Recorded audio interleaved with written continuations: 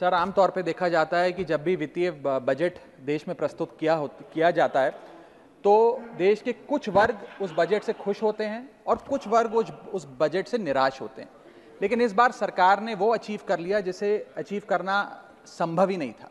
इस सरकार ने इस बजट से लगभग देश के हर वर्ग को निराश किया।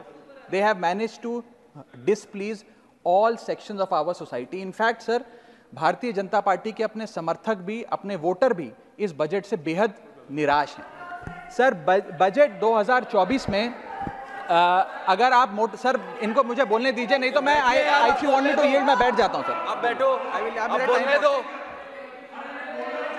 माननीय सदस्य, आप बोलो ना। माननीय सदस्य, क्या प्रॉब्लम है? कृपया बैठे। बैठो आप। क्या बैठ जाए?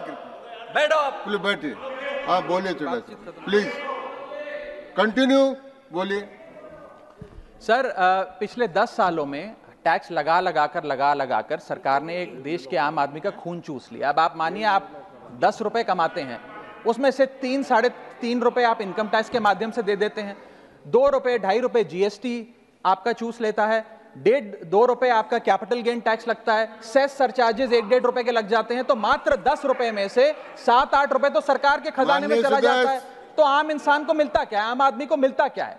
और सरकार जो हमसे इतना टैक्स लेती है उसके बदले में सरकार हमें देती क्या है? कौन सी ऐसी अंतर्राष्ट्रीय सेवाएं, world class health care, education, transport सुविधाएं सरकार बदले में देशवासियों को देती है? मैं ये भी पूछना चाहता हूं। इसीलिए आज मुझे ये कहने में बिल्कुल भी गुरेज नहीं है that sir we in India today pay taxes like England to get services like Somalia. Sir मैं अपने इस भाषण को सर 2 भाग में बांटूंगा। पहले भाग में मैं सर सरकार की इतनी दुर्दशा 2024 के चुनावों में क्यों हुई और आज की आर्थिक स्थिति क्या है उस पर बात करूंगा, और दूसरे भाग में कुछ सुझाव भी सरकार को दूंगा। सर, पहले 2019 में भारतीय जनता पार्टी की 303 सीटें थी। देश की जनता ने उन सीटों पर 18% जीएसटी लगाकर इनको 240 सीटों पर ला खड़ा किया। सर इसके कई कारण बताए जाते हैं। कोई कहता है कि धर्म का कार्ड नहीं चला, कोई कहता है जातीय कारण है, तो कोई कहने लगता है कि टिकट डिस्ट्रीब्यूशन में कमी रही। सर ये सब ऊपरी कारण है। मैं 3 कारण बताता हूं जिस वजह से भारतीय जनता पार्टी की ये दुर्दशा हुई। पहला कारण है इकोनॉमी, दूसरा कारण है इकोनॉमी, और तीसरा कारण भी है इकोनॉमी। सुनिए प्लीज, ये सर मैं बैठ जाता हूं। ये राष्ट्रपति के अभिभाषण पर चर्चा नहीं है, ये आम बजट पर चर्चा है। माननीय राघव चड्ढा जी, आपस में बात नहीं करें। माननीय राघव चड्ढा जी, ये राष्ट्रपति के अभिभाषण पर चर्चा नहीं है, ये आम बजट पर चर्चा। बोलिए आप। सर बजट पे आप बोलो। आप बजट पर बोलिए, आम बजट। सर अगर आपने मेरी पूरी बात सुनी होती तो शायद इतनी आपत्ति इन लोगों को ना होती। सर मैं यही कहना चाह रहा हूं कि कई कारण बताए जाते हैं चुनावी हार के, लेकिन मेरे मुताबिक 3 महत्वपूर्ण कारण है। पहला कारण इकोनॉमी, दूसरा कारण इकोनॉमी, और तीसरा कारण भी इकोनॉमी। मैं इकोनॉमी की बात कर रहा हूं, चुनावों की बात नहीं कर रहा। सर पहला कारण, सर मैं बैठ जाता हूं। सर इनको चिल्लाने दीजिए, मैं बैठ जाता हूं। सर माननीय सदस्य बैठिए। जब आपका समय आए तो आप बता देना दिल्ली में कैसे आ रहे। अभी उनको बोलने दीजिए। बोलिए बंद। अभी उन्होंने बना दिया है। बोलिए। सर पहला कारण हार का है रूरल इनकम एंड इन्फ्लेशन।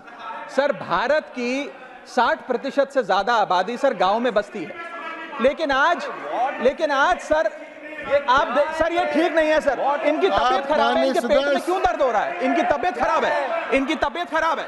इस बजट ने टैक्स बढ़ा इस देश के आम आदमी के खून चूसने का काम किया। मैं अनुरोध करूंगा कि डायरेक्ट टैक्स हो या इनडायरेक्ट टैक्स हो, इस पूरी व्यवस्था पे एक बार फिर से गौर फरमाया जाए। जो मैंने शुरुआत में कहा था उसे दोहराऊंगा।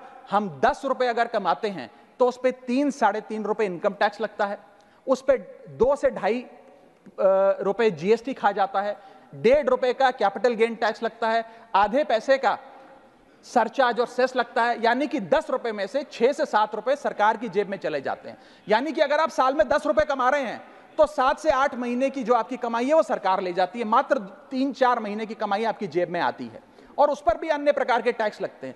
और उसके बदले में हमें कोई सुविधाएं नहीं मिलती है, ना ट्रांसपोर्ट, ना हेल्थ केयर, ना कोई इंफ्रास्ट्रक्चर, कोई ऐसे जैसे और बड़े बड़े विकसित देशों में, United states of America, United kingdom, European countries में जो हाई टैक्स रिजीम्स मानी जाती हैं, उनमें नागरिकों को सुविधा दी जाती है, लेकिन उसके बदले में दिल्ली में, हिंदुस्तान में, देश भर में कोई ऐसी सुविधा केंद्र सरकार नहीं देती है। इसीलिए यह कहा जाता है that we impose taxes like the Europeans do to get services like sub-Saharan countries। मैं अनुरोध करूंगा सरकार से कि इस टैक्स फ्रेमवर्क को डायरेक्ट हो या इनडायरेक्ट टैक्स हो, उसका भी एक कॉम्प्रिहेंसिव रिव्यू करे। बहुत बहुत शुक्रिया।